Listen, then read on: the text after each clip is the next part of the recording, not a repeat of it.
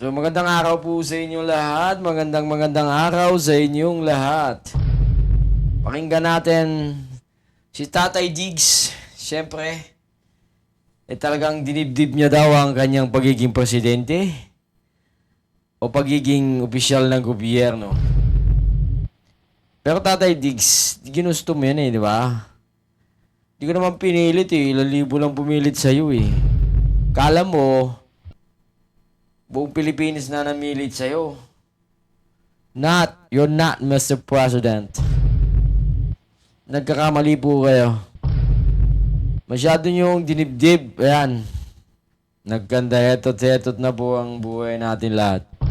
But anyway, pakinggan muna natin to.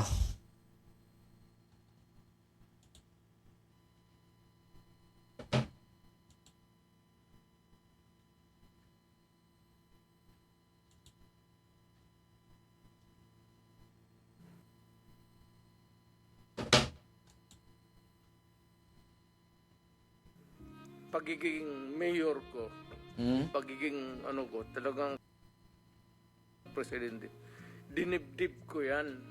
Wala akong agenda. Wala akong dinagdag na baski isang poste sa bahay ko. Buwe! Wala akong bagong Di nga. poste. Hindi ako nakatikim ng Mercedes-Benz.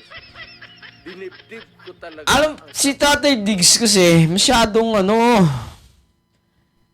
kita mo naman sa mata niya may sarcastic, may halong panloloko. Sabi nga ng anak niya, 10 out of 12. 12 out of 10. Biggest, ano ba yun? Pang-rate niya sa ama niya. So, best actor.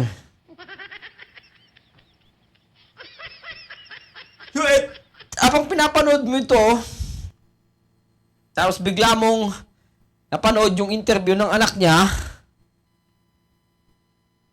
ewan ko kung anong gagawin mo. Di ba?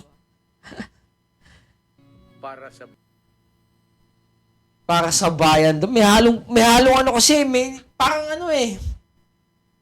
di ba?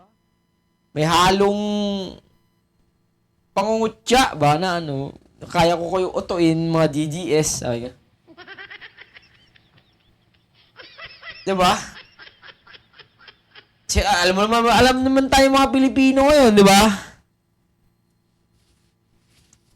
Kung sino yung underdog, parang underdog na, Yun ang pinipili natin maawain tayo mga Pilipino Paaway ka lang konti, yun na yun, di ba?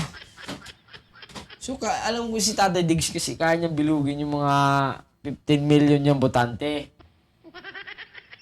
Diba?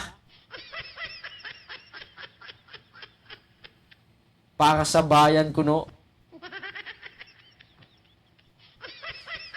Wala siyang dinagdag kasi yung mga niya lang kay kibuloy na.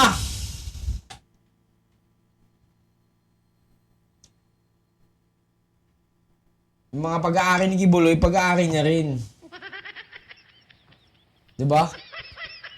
Kita mo, nung nakulong nung nagtatago ng si Kibuloy, ginawang administrator, si Digong, sa mga ari-arian ni Kibuloy.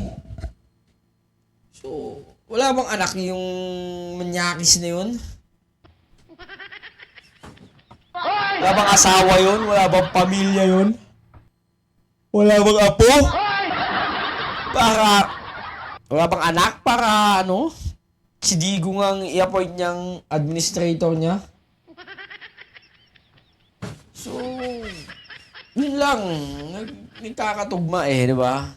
Pag yung sinisigalot, kung ayusin mo, pasain mo ng maigi, i-analisa mong maigi.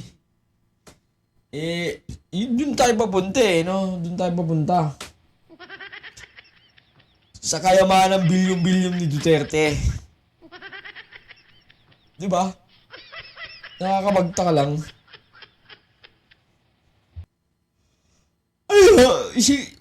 Si Duterte mahirap, si Bongo, si Bato, mayaman, ganun.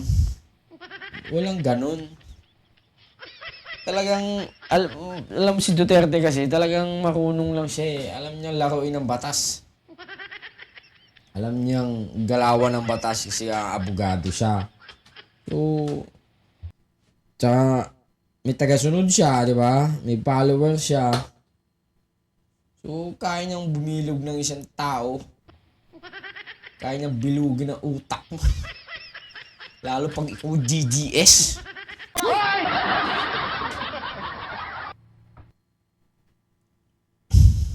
Yun lamang ko. Adios! Adios! Adios!